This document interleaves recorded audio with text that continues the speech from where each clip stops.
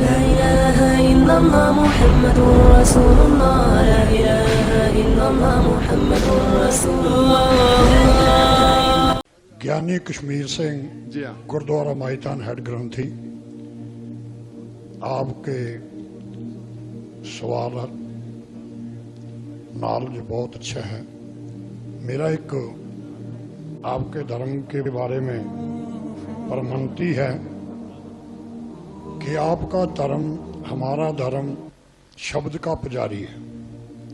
आप कुरान को, हम गुरु ग्रंथ साहब को शब्द को मानते हैं और आपके ही धर्म में कुछ एक मूर्ति पूजा का भी जो विधान है नहीं है, परंतु कुछ एक आदमी ये मूर्ति नहीं बनाई कि उसकी कब्र के रूप में जो है मजार के रूप में उसको मान्यता दे दी। आप मूर्ति खड़ी पूज लो और पड़ी पूज लो, तो एक बात ही है, क्या ये जो है धर्म के उल्ट नहीं है? इस बारे आप रोशनी पाइए। भाई साहब ने अच्छा सवाल पूछा और मैं सवाल को दोहराऊंगा। अगर सवाल को समझने में कुछ गलती होगी तो आप सीधा कर लेना। भाई साहब ने पूछा कि बुत परस्ती गलत है, उनके मजहब में भी गलत है, हमारे मजहब में भी गलत है। आप बुत को उल्टा पूजो या सीधा पूजो, तो मजहब को पूजना सही है क्या नहीं, वो आपका सवाल था। मज़ार पे जाना सही है क्या गलत है? भाई साहब ने बहुत अच्छा सवाल पूछा। इसीलिए मैं कहता हूं कि इस्लाम को जानने के लिए मुसलमान को मत देखो, कुरान और हदीस को देखो। कुरान में कहीं भी नहीं लिखा हुआ है कि मजार बनाओ।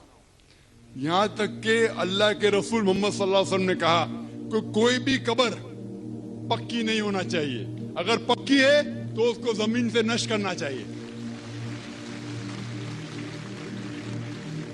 सही बुखारी की हदीस है कि अगर कोई कब्र पक्की है तो उसे जमीन के लेवल पे लेके आना चाहिए। मज़ार को पूजना गलत है, हराम है। मैं जानता हूं कि कई मुसलमान अनजाने में इल्म की कमजोरी की वजह से वो मज़ार पे जाते हैं। और मेरा ये कहना है कि बहुत सा कल्चर जो है, ये कल्चर हमारे जिंदगी में आ जाता है और हमारे बाप दादा पहले कहीं ना कहीं हिंदू तो होंगे, तो हमारे बाप दादा जाते थे मंदिर, तो अभी जा रहे हैं मज़ार में। आस्ते आस्ते तब्दीली आ रही। तो मेरी दरखास्त है कि अगर आप इस्लाम, इन भाइयों से जो मज़ार जाते हैं, मुसलमान भाइयों, मज़ार पे जाना बिल्कुल गलत है। मोहम्मद सल्लल्लाहु अलैहि वसल्लम ने कहा कि आप कब्र पे जाओ। अगर आप कब्र पे जाएंगे तो आपको ये एहसास होगा कि आप कभी ना कभी मरने वाले हैं, तो अल्लाह पे और यकीन करेंगे, आखिरत पे यकीन होगा। तो कब्र पे जाके उनके लिए दुआ करना सही है। जो आदमी मर चुका है उनके लिए दुआ करो, उनको दुआ नहीं कर सकते। You can pray for them not to them, मतलब उनके लिए दुआ कर सकते, उनको दुआ नहीं कर सकते। आप समझ रहे? वो बेचारा शख्स मर गया है, अच्छा शख्स था, उसके लिए दुआ कर सकते, अल्लाह उसे जन्नत फिरदौस दे, उन्हें नियामत दे, उन्हें माफ करे, वो तक ठीक है।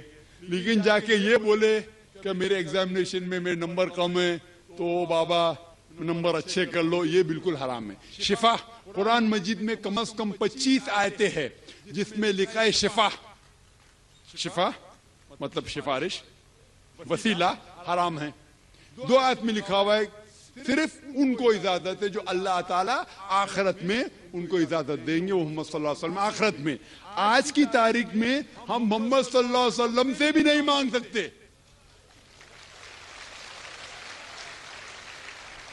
बाकी लोग को तो छोड़ो, संत और बाकी बाबा लोग को छोड़ो, मोहम्मद सल्लल्लाहु अलैहि वसल्लम को भी मानना हमारे लिए हराम है।